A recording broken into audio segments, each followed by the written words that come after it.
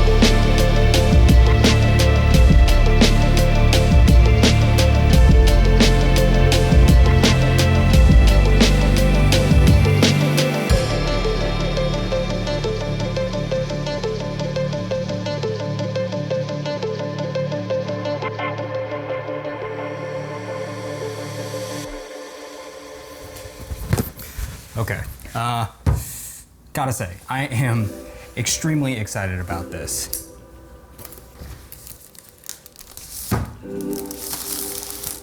That was satisfying.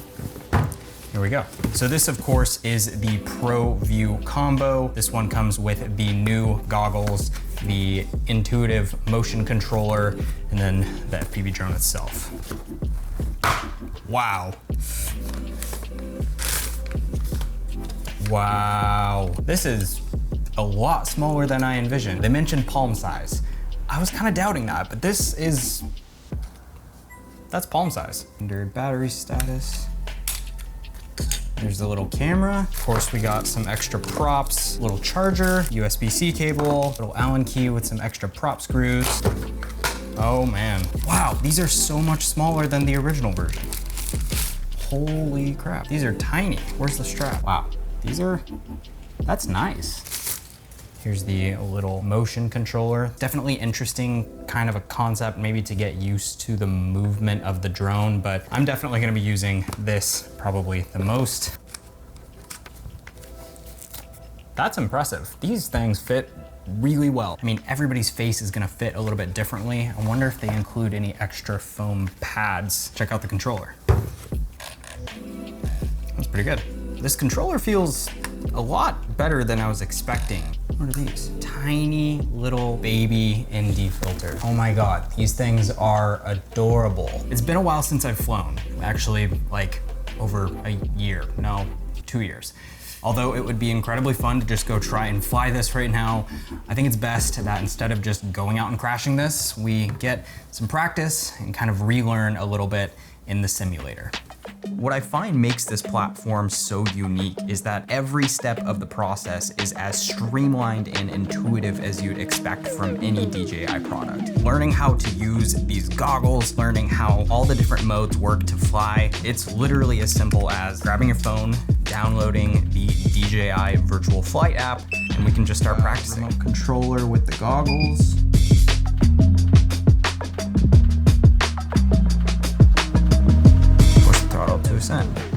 Normal mode, it seems like, operates pretty much identical to a standard DJI drone. It's honestly impressive the amount of attention to detail DJI has put into this app. It's fun to learn the process. They have guides and tutorials to teach you how to fly in manual. Push throttle all the way down, double tap to start the motors, and we're up. Oh boy. Yeah, wow, okay. Though I already have flight experience, I really enjoyed playing around in the simulator. I was able to easily refresh my skills. They have step-by-step guides for every single thing you could need. All right. The simulator's fun. Starting to feel a little bit more comfortable. I think we might be ready to go fly this thing. All right, here we go. Wow, this thing is fun. All right, let's see if I switch it into manual mode. Oh, nice, it has you match the throttle. Okay, yeah, we're in manual. Oh boy. Oh man, this thing feels really good. It's like way more stable than I thought it was gonna be. This is seriously impressive. The image quality of these goggles is like amazing. Field of view, they're clean, they're sharp. So let's turn on Rocksteady.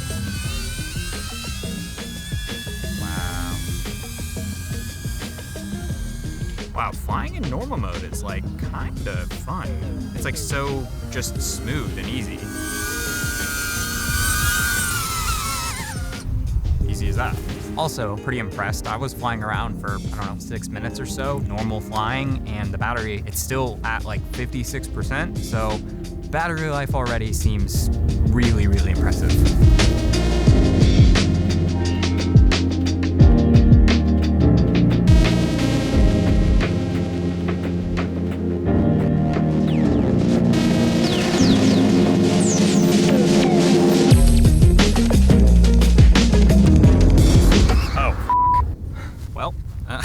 Minutes into flying, first crash. Other than it just being a little bit scuffed up and a little dirty, it's totally fine. Wow. Now, although I could have gone out to some amazing tropical island or Iceland volcano to test this drone out, that wasn't really my goal here. I found myself more interested in the question that if I were to use this on a weekly or even bi-weekly basis for, I don't know, a couple of months, would it actually prove to be useful and beneficial? At the end of the day, yeah, it's an FPV drone, but is the everyday content creator really going to benefit from having something like this in their filmmaking kit? Wow.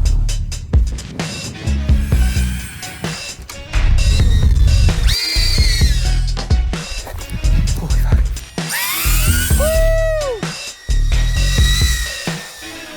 So for basically the last 2 months, I've taken DJI Avata with me on any and all projects and trips I was able to. Slowly, over time, it honestly began to feel pretty effortless to just pick this thing up and fly no matter the situation.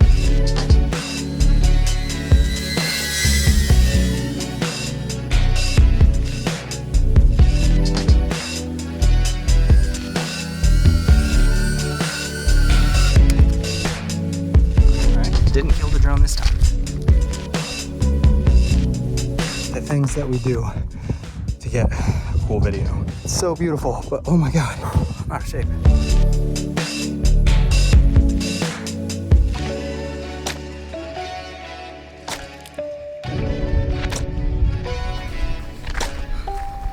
That sucked. I can like hardly see you. You're like a little pin. Really? From right Yes. here to there, it just looks like nothing.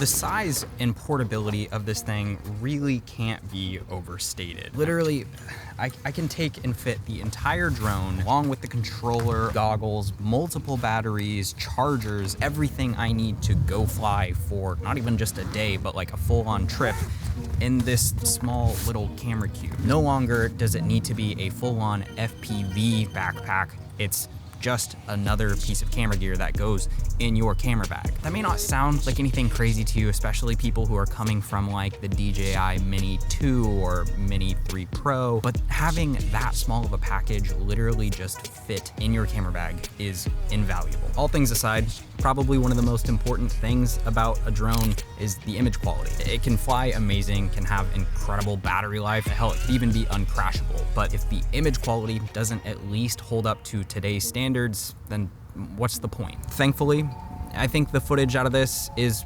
perfectly usable for most things.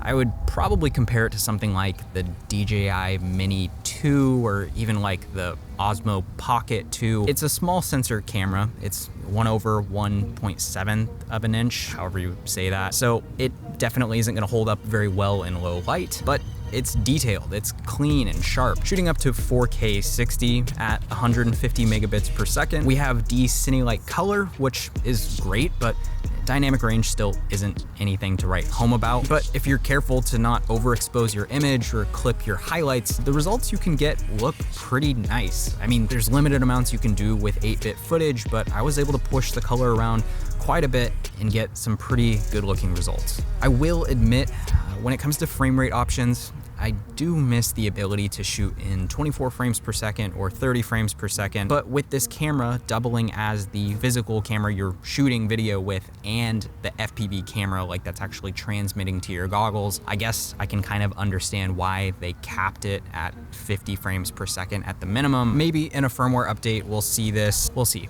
Please, DJI. Though it may seem obvious when we're talking about drones, stabilization is probably one of the most important components, especially when capturing FPV footage. I think a lot of people have sort of just been glossing over this, but what in my mind really makes or breaks FPV footage is the quality of the stabilization method. Within the drone, of course, we have Rocksteady stabilization, which quite honestly is pretty impressive. I mean, a good chunk of the footage that you guys have seen so far was shot with Rocksteady. For what it is built into the camera, you know, you take the footage straight out, it's smooth. It creates a pretty pleasing image. The real selling point here for me is that DJI has allowed us to use the gyro data from the camera so we can stabilize in post. In the FPV world, stabilizing in post is basically paramount to getting the most cinematic looking footage.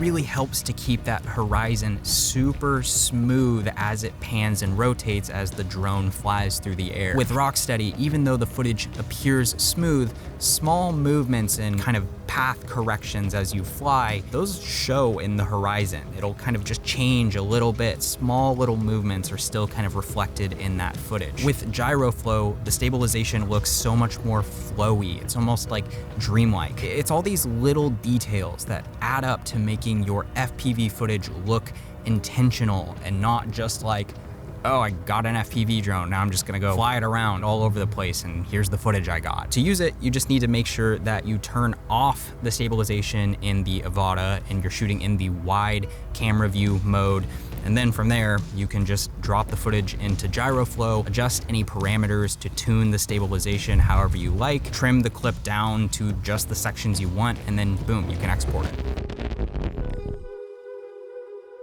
These goggles might be the highlight for me about the entire package. Like, don't get me wrong, the drone is amazing, the controller is amazing, but the quality of the image you get looking in these goggles, like, it's mind-blowing. Like, the technology that they've incorporated into this, the ability to transmit such a beautiful, crisp signal over pretty immense distances, I'm blown away with these things, truly. Not to mention the user experience, the touch panel on the side here. Quite honestly, it works. Like, it's easy. It's a matter of up and down or side to side movements or 2-finger taps. While I will say the battery life of the actual drone, phenomenal. I mean, truly 8 to 10, even 12 minutes of flight time. But the goggle battery itself, battery life isn't that impressive. I really felt like I was only able to get maybe 5 to 6 full flights before this needed to be charged. I would highly consider buying a couple of these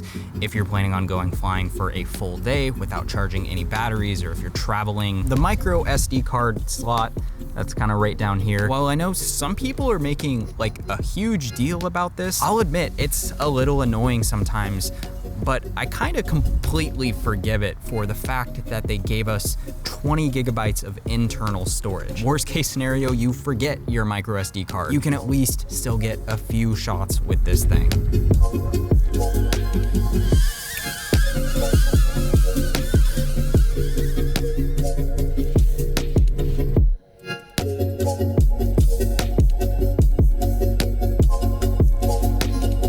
one of the things that we're finding like right away is that getting these shots, like chasing the car, in order for it to like look intentional, like look like this was like an actual planned FPV shot, the timing is like literally the most important thing. Like we can be at the most beautiful location, we can have like the sickest car, but if we're not timing things right, none of it looks like that good. Are we talking to the camera? Yeah, we're talking on camera. Is this Ryan's YouTube channel? This is Ryan's YouTube channel. What do you think of this little guy? It's pretty impressive, to be honest. It's kind of crazy. Like I remember like looking at FPV stuff and I was like, that'd be cool to get into, but like it just looks like such a daunting task to build out your own like rig. A mission. To make something you can just kind of fly right out the box is very impressive. Go ahead, go.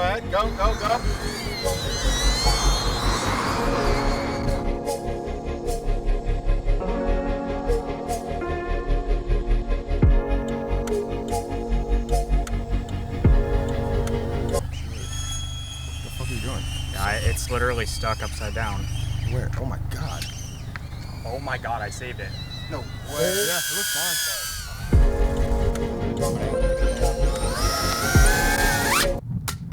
What the fuck just happened?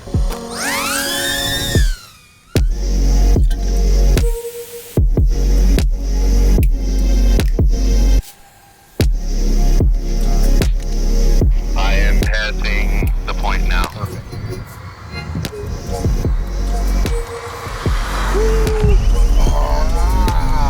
Holy shit. What a save on this man. No way. And then he got the shot back. Castle up a little bit.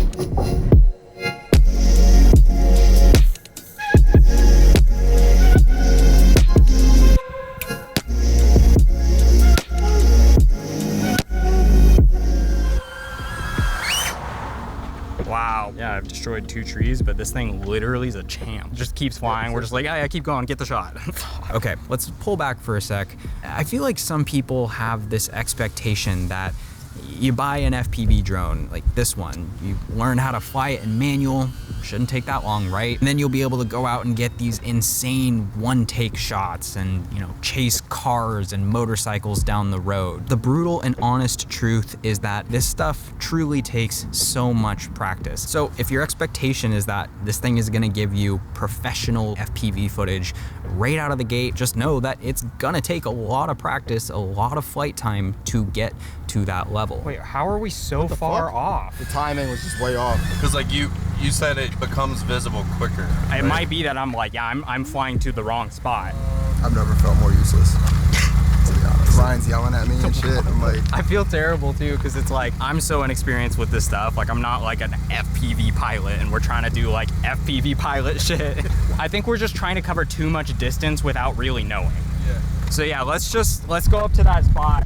On the other hand, if you just want to pick this thing up to go fly around and get a few extra shots for your vlog or something, by all means, this will do it. I think what's interesting since the release of this drone is the amount of the term game changer being thrown around. I feel like there's a ton of people who are like, yeah, this is the new king of FPV. It makes all of the other drones that you've built obsolete. But I don't think that this drone has anything to do with traditional FPV becoming obsolete for any reason. I think that absolutely still has its place. And I think what people should really be excited for is the fact that DJI has literally raised the bar of FPV. I think there's a lot of OG FPV people that kind of are downplaying this and they're just like, yeah, cool, it's another DJI FPV drone. I could still build one that's better. The whole point here is DJI is making FPV more accessible, more usable for everyone. So 2 months later